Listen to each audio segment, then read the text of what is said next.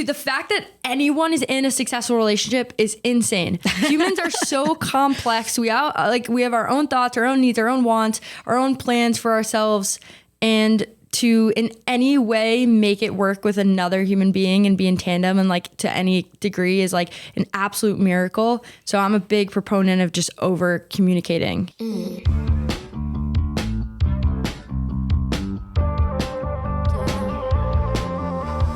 Welcome back to Made It Out. Today we are talking about falling in love with the one.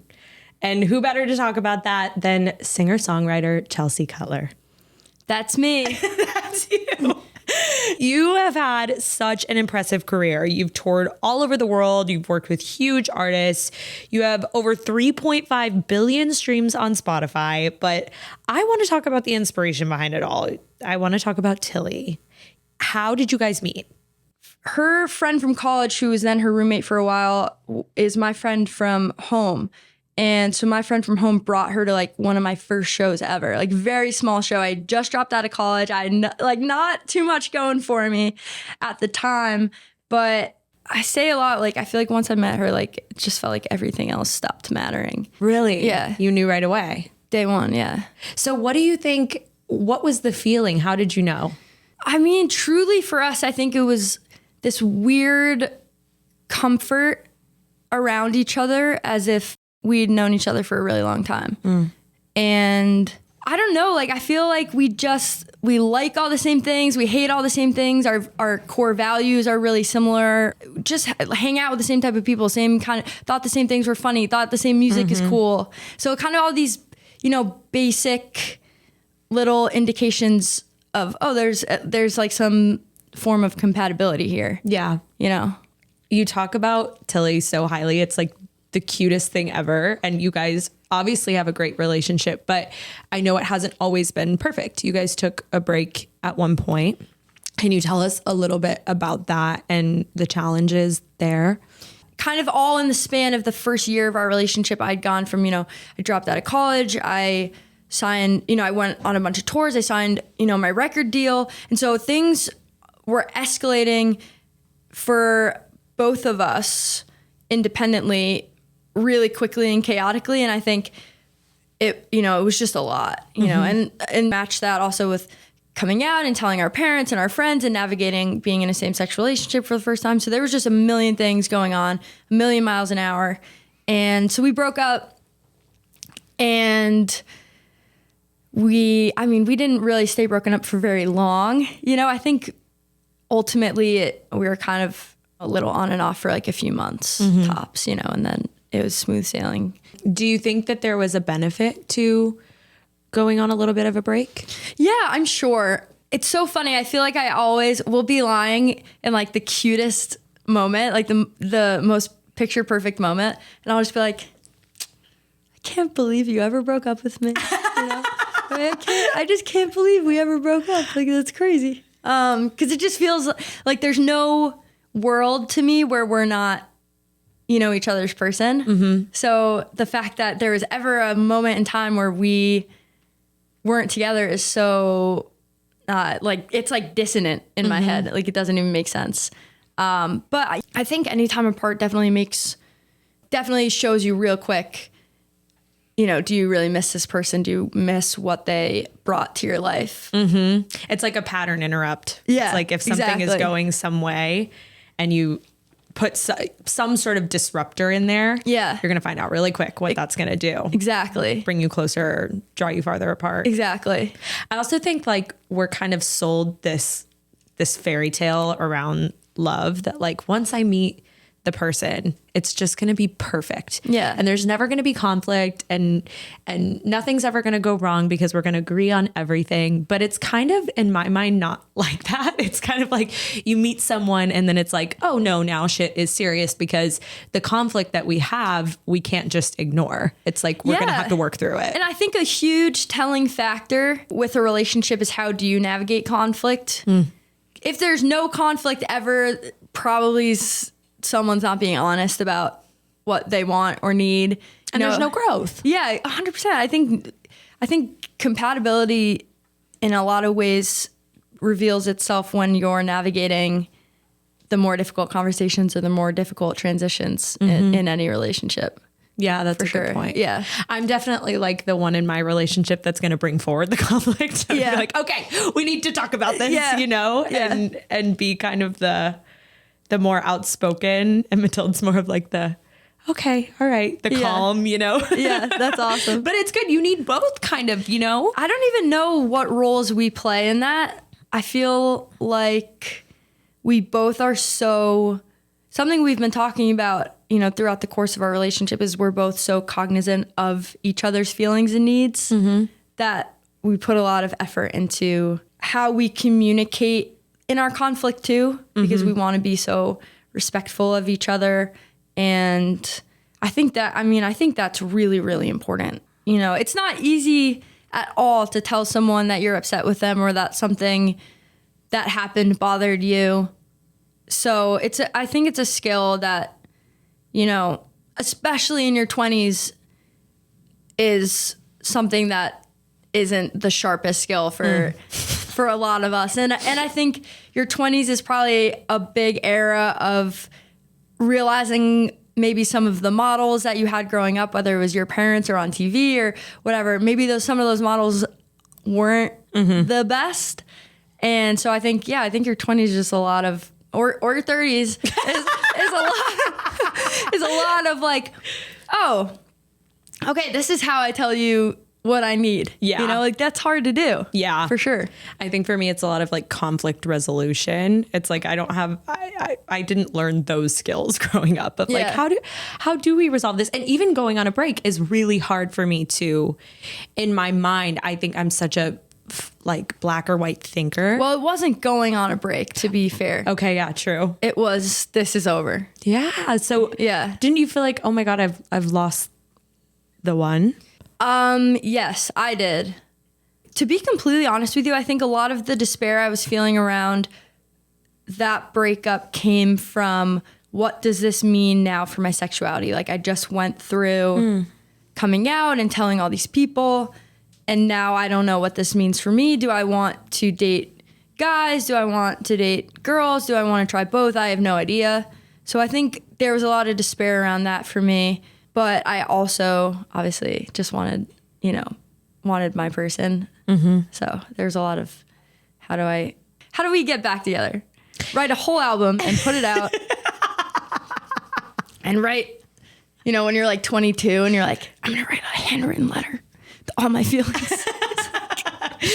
I would pay so many dollars to burn all traces of like anything that I wrote or expressed during that time, because it was probably the simpiest shit ever. But wait, that is when you put out the album, isn't it? Yeah. Okay, so No, I mean more like I'm like, wait. No, I like the album. I love the album. But I just know, I don't remember how long, but like I know I wrote letters and things, you know, I like send the text. It's like I left, you know, a letter in your apartment building, like entryway, you know, like things like that. It's like you so badly wish you could take back all of those, you know, 22-year-old little missteps and stuff. You know? But something worked. I think it's when I stopped doing that. that we got back together. To be honest. But yeah. That's fair. Yeah. Yeah, the conflict resolution part of that though would even be tough for me. Like I think that's where like we break up and then getting back together, that takes so much emotional maturity, because it's like now we have to talk about why that happened. I have to deal with why that happened, face my part in it. And that must have been tough coming back into that. Yeah. Again, I mean, we were so young that I think if we were to go through breaking up and getting back together right now, those conversations would be so much more mature and thoughtful and intentional than they were at the time. I think at the time it was more, hey, if we get back together, let's not break up again. You know, it was just like, I mean, it's funny. We grow and then your problems become more mature, I guess. Yeah, definitely. and more fleshed out. I don't know. What do you think has kept you guys together? I mean, that's like the vaguest question ever. Well, open questions. I mean, I think a million things, right? I think that at the end of the day, the most important thing is that we just really like each other. Like, obviously we love each other and we're very in love, but we really, really fundamentally like each other. And I think there are so many times in a week or a month that when we're just hanging out, one of us will be like, I really like you, Yeah. And I think that's so different than being in love, because at the end of the day, 5.5 years into dating someone, a lot of the chemicals that happen to your brain when you're first falling in love have really leveled out or dissipated. And so all you're really left with is a very, very strong familial, almost love. Like, this is my unit. Mm-hmm. And then also, like, do I like this person? Yeah. Do I like being around you? Yeah. And so I think, like, fundamentally the most important thing that's kept us together is, like, out of 365 days in each of those 5 years, I would say like 360 of them we wake up and we're like, oh my goodness, I like you so much. I agree. I think that's important. I think love in the first like 1, 2, how many ever years can be really fun and hot and heavy, and you get the excitement and whatever, but then like real life starts to kind of kick you in the ass, and you kind of think of, this is the person that I'm picking to be with me when like really bad things could happen, and I think in my relationship, like I lost my dog. I had my dog for 12 years. I lost my dog and Matilda was with me. You know what I mean? And it's like she is the presence that I want around when things like that happen. Right. Like, you're my friend, you comfort me. You're so much more than just someone that, I'm like giddy and excited over. It's like, you are someone that can withstand all of these, things that we're going to go through. Right. And yeah, like, I also think there are obviously like big moments in life, but most of life is really boring, small moments. Mm-hmm. And a lot of relationship maintenance happens in just kind of the more benign and like mundane everyday. Yeah. And so I think it's even like, do I like you when we're trying to wrangle 2 dogs into a car outside an apartment building in New York City, and we're trying to like figure out how to fold a crate while holding up traffic and like shove 4 suitcases into the back. Like, just little moments like that, or like if something horrible logistically happens on vacation, like just more like little things, like, or even just the most boring rainy day. Yeah. And it's just us in an apartment. Like, do I like you? Yeah, that's another great. Am I having a good time? And I always say to Tilly, I'm like, I listen to you talk about anything. Like, I'm just, and she's the same. I mean, I talk way more than she does, as anyone could guess. I think 90% of the time, that's probably a generous estimate, she likes what I have to say. But, I don't know. We could talk forever. Yeah. There are nights I feel like that we stay up in bed giggling, and like we look at the clock and it's midnight, and it's almost like we were just meeting, and those kind of first nights you stay up really late. Like, that's like almost, most nights. Yeah, that is the absolute best about when you are just friends and like love your partner. It's like, it's just a sleepover every day. And we do like with our 2 dogs. Yeah. My favorite place in the entire world is in bed with our dogs. It's like the 4 of us are just in this place together. That's the best. I love that. If the world stopped and I was right there, I'd be like, great, take me. Good. What do you think are the biggest ways that love changes over time? I mean, I can't even imagine what it's like when you're in a relationship for like 10, 15, 20 years. But I think that, we're changing. I'm hopefully different than I was when I was 21. And she's different than she was when she was 21. And so I think that you're always kind of getting to know each other. Like, I obviously feel like I know everything about her. And at the same time, I'm so hungry to learn like every new thought she's having and every new revelation she's having about herself. And so I think, you're navigating, continuing to fall in love with this person as they grow and change. And that's really fun. There are obviously days and moments where, my chest, like my stomach drops and my chest feels full of butterflies and stuff. And, at the same time, a lot of the time it's like this really, really deep, like almost familial love. Like it's like, this is my, like, it's like, this is my wolf pack. Like that's such a fucking dumb way to say it. But like, yeah, I don't know. Like this, yeah, like, I don't know this. So I'm going to start calling him and be like, my little wolf pack. But you know what I mean? It's just like, it just starts to become a constant almost. It's just like a rule of life. Like it's as true as gravity, or as true as like, I know, the sky is blue. It's like, this is my person. This is our thing, Yeah, I like that. Yeah. It's beautifully put. I feel like there's kind of a narrative people attach to that you can't do a lot of growth. Like you can't go through a lot of growth inside of a relationship. People say like, I got to work on myself. Like I have to do this alone. I got to do this before I can really be in the right relationship. And a thought that I always say to Till is like, when are you going to feel ready to like be in a relationship? Because you're going to feel the same way when you're like 30, 40, 50, 60. Like when I'm 60, I'm definitely going to go through stretches of feeling like, man, there's this part of myself I really want to work on. Like that self-optimization and that navigation and figuring out life is never going to stop. So I'd rather do that with someone who is extremely supportive and thoughtful.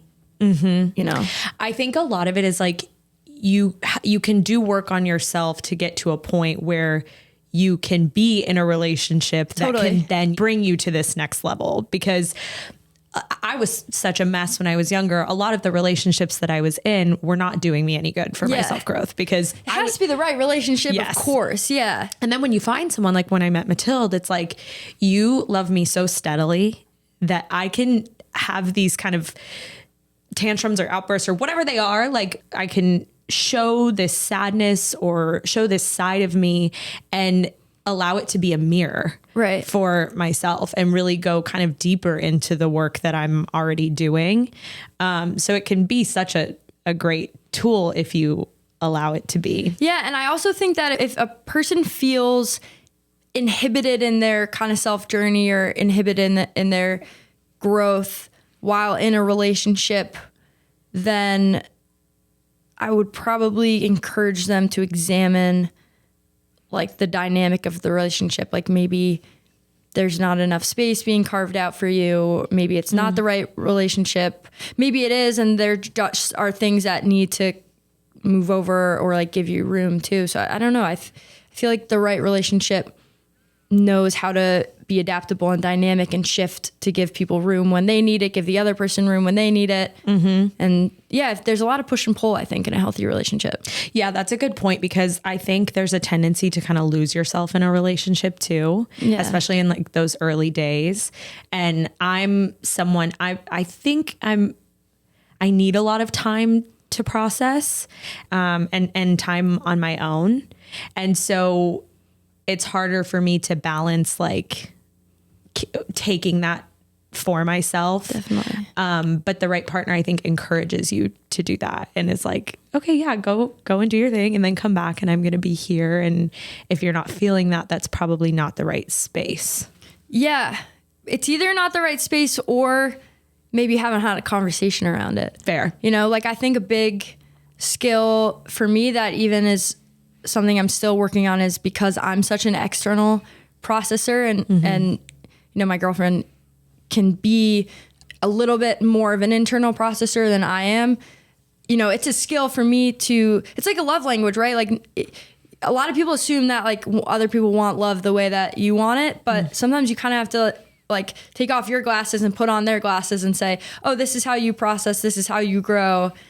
I need to work on looking at your needs through your lens and not through like my projection of what your needs are. So I think sometimes it's maybe not, it's not even like a compatibility issue. It's just like, just you need to like talk about each other's needs a little bit. Yeah. And I think sometimes people think that that's a bad thing to have to communicate those needs, like to have to say them and then someone doing them in return. There's nothing bad about communicating anything.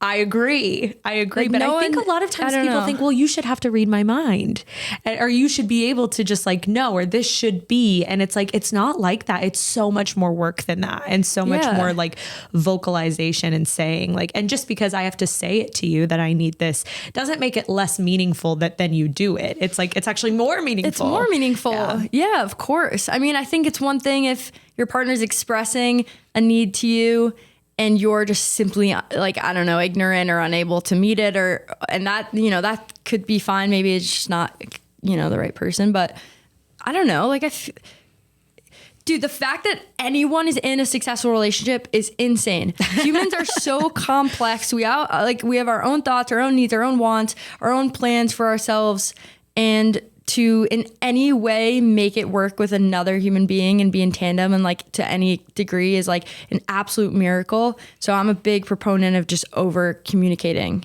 for sure. I think people think that, I don't know, you look at other people's relationships from the outside and you're like, oh, they're just great together. They don't have to put in anything. But it's like every relationship has its own kind of nuances and problems, and everybody's going through these things. I would say the couples who probably look the best from the outside or the easiest from the outside are probably doing the most work. That's why they're so happy. That's fair. Yeah. Yeah. I like that. Where are you at now? Tell me about your guys' life. We're great. You know, we live together. We have 2 dogs. We just got a puppy. That was kind of more of like a me thing that I wanted, that Tilly, because you got to compromise in relationships. She, you know, but she loves him. And compromise is hard because sometimes I'm like, no, babe, if you weren't around, I would be doing this. So it's not fair. I want to do this. I know. If I had it my way, I'd have like, I'd have 4 dogs. Yeah. Like I would. Yeah. I just love, you know what, guys, I'm a doodle lover. Okay. I don't care if someone thinks that they're unethical or weird. I don't care. I need a hypoallergenic dog and it needs to look like that. Okay. And snuggle me. Thank you for making that statement. Just letting you know. You're like, how are you? And Tilly, and I'm like, doodles?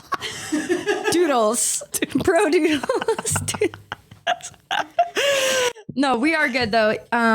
Yeah, I don't know. Like, life's good. Like, I feel like there's just always so much going on with us, which is what we thrive on. Like, I think we both always bitch about how much is going on, but I think we both genuinely get so much energy from having projects to work on and having things to do and achieve and accomplish. So yeah, we've been good. Are we looking at engagement? Am I coming to a wedding? Yeah. It's so funny. Like everyone keeps, for some reason on social media, I keep getting all these DMs and questions or like whenever I meet a fan, they're like, when are you getting engaged? When are you proposing? And I just would like to start by saying like, why do I have to be the one who proposes? This is the whole thing. Are you going to be the one to propose? I want us to both get that experience. Like, I think that's really nice, but we're buying like a little weekend house. And we I currently have no ancillary funds for a ring right now. That's fair. Like, focus on the house. And so I think it's like marriage or mortgage. You have to pick the mortgage. Yeah, it's literally marriage or mortgage. Yeah, exactly. I watch that show. I'm like, you fucking idiot. Yeah. Pick the mortgage. It was so casual. Like we were in the middle of like doing something for the house. Like, I don't know if we were driving up there or something. We were just kind of like, so I guess we'll talk about rings next year. It's just like unspoken. We were just like, let's just pick that up and put that over here for a little bit. That's fair. That's very reasonable of you guys. Okay, so a question that we get a lot from people online is, how do you know that you found the one? I think I have a few things to say. I think that we are weirdly in this era where we're more acutely aware of how many people exist than ever because of social media. And I think it's really probably more difficult than ever for a lot of people to kind of rationalize or get to a place where they feel comfortable committing, because more than ever we're shown all of the available options. And so I just want to stress that I think that's really challenging, and I acknowledge kind of how our culture is shoving that down people's faces, and how expendable it makes people seem with apps and whatnot. And I think the truth of the matter is that out of, there's almost 8 billion people in the world, your life butterfly effect could go in a million different ways. And there's probably hundreds of people in the world that you could have a successful and fulfilling relationship with.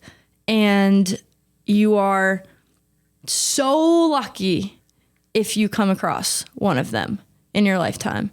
And, maybe people with multiple marriages or multiple relationships, have multiple loves of their lives. But I, to be completely honest with you, feel so beyond blessed to have even encountered one of, the soulmates that may exist for me in this world. And I feel like statistically, I'm personally like, statistically, that's crazy enough. So like, I'm good, like what are the odds again that, I find someone this remarkable? And I think that just to build off that, I know like I'm kind of making this a long-winded answer, but it just feels like multifaceted to me. But I think on top of that, if you are, statistically, if you're lucky enough to, now meet this person, start building a life with them, because the life you build with this soulmate, is going to be different than life you build with any other human. So if you're fortunate enough to start building a life that, you really like together, then you're so lucky.